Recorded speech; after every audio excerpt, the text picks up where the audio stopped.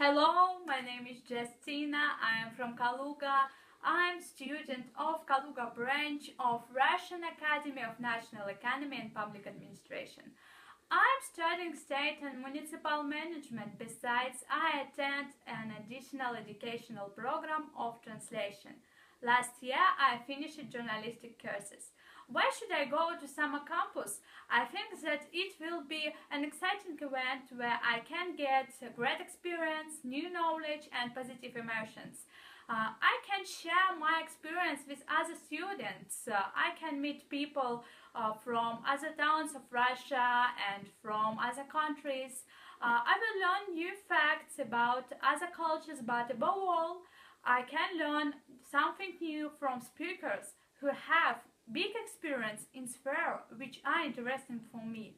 I like such event very much, but I also like listening to people and asking questions.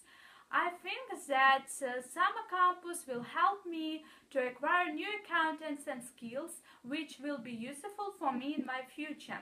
I'll have a good opportunity to practice my English as just after the campus I am going to Rio de Janeiro as a volunteer of the Olympic Games.